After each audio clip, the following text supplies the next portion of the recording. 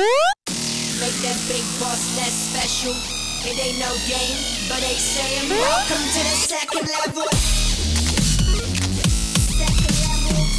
Second level gaming. Second level.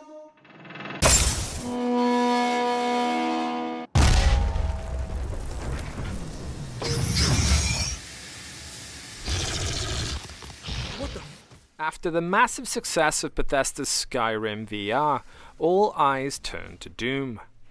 Doom VFR, yes, the F stands for fucking, was announced at the same time as Skyrim. However, it was made very clear at the beginning that this would not simply be the most current Doom game in full VR format. This was built from the ground up for VR, the prospect of which was quite exciting, but I had questions. For example, early footage had shown a huge reliance on the teleportation movement mechanic, which had hampered my own expectations somewhat. I've never been a fan of the mechanic for more serious titles. It's perfect for things like Rec Room, but for Doom, I just couldn't see it as a viable form of movement. The other point to note was that this was going to be a $30 experience, which meant that it was likely to be short. But how short, I wondered.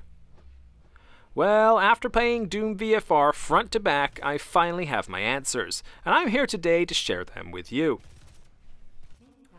The very first thing that strikes you about Doom during the intro elevator sequence, if you're using a DS4 as your primary controller input, is that you have arms stuck to your head. That may sound like an odd sentence, but honestly, I have no other way to put it. Your pinpoint aiming in Doom is done through head-based crosshair movement, the same as many VR titles, except the way it's rendered in VR makes it feel as though you have hands coming directly out of your head, on either side. Using the aim controller, you have one free-moving weapon, and the other hand is stuck to your head. What I'm saying essentially is that regardless of your chosen method, the way weapons are placed on screen is fucking weird. Does it ruin the experience? No. It definitely deals an early blow to player immersion, though. The second blow to immersion comes from movement style, and this was one of the more surprising additions for me. The moves did not feel comfortable to me at all. The aim was better, but felt underutilized with Doom's primary forms of movement, and I intended to play it sat down. This was very much a personal choice though. Obviously you should use whatever feels most comfortable to you, but I chose to remove incremental turning and use the DS4 for my playthrough. I was left with two primary forms of movement. Teleportation, which can cover quite a vast distance and is actually uber responsive, and quick dashes, using the D-pad of all things.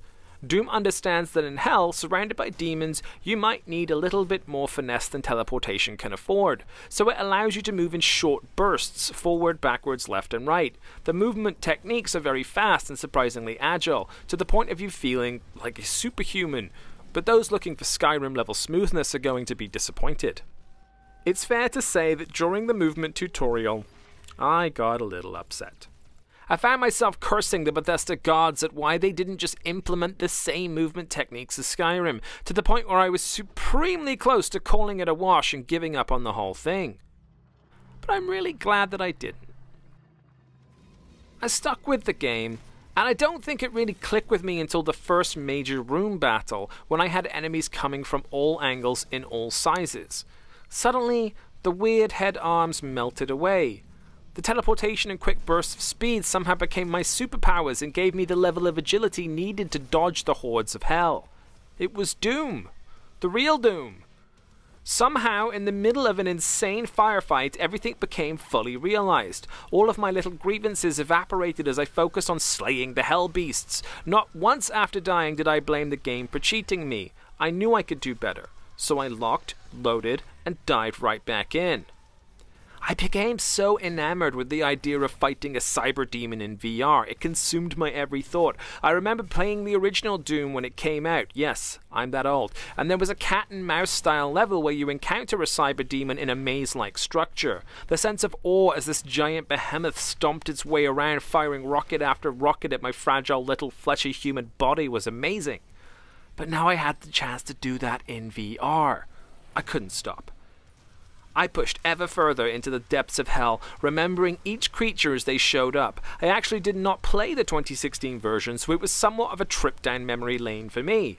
Brawl after brawl, surprise after surprise. By the end, I was bound and determined to finish the entire game in one sitting. And I did. I played the whole fucking game in one go. No breathers, no breaks. I clocked it in somewhere between 2 to 3 hours with several deaths and retries in the mix. So yes, unfortunately the game is very short. When I compiled the gameplay footage for an upload to the channel, editing out deaths for time, it clocked in at just over 2 hours total. I did get my Cyberdemon experience. Although short in itself, by the time the credits rolled, I had some time to reflect. So here's my summary. Doom VFR is an oddity of a game. Some bizarre design and movement choices might put some folks off, but if you stick with it, at a certain point, the fun will override your critical thinking skills.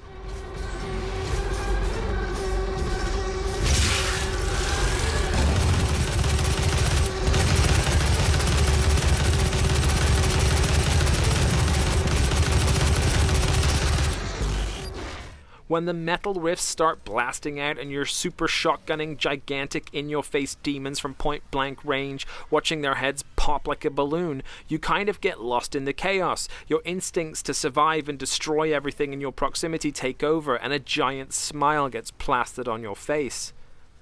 But just when you're getting into the swing of things, it ends. Albeit quite abruptly, with a somewhat dissatisfying ending. I don't know if I'd recommend it at $30 in all honesty. I think graphics and gameplay are the only things that potentially save it at this price point. On the flip side, I know a lot of people are going to be disappointed if they go in expecting a Skyrim level experience in the Doom universe. For those folks, a price between $15 and $20 would be more in line with the experience they will come away with. Me personally, I had a lot of fun with this game once it clicked. It became highly addictive and enjoyable, but I can't ignore the length of the experience and oddness of some of the immersion-breaking choices the design team made. If you love Doom, consider picking it up. If you like Doom, you might want to wait for a sale. Thanks for watching.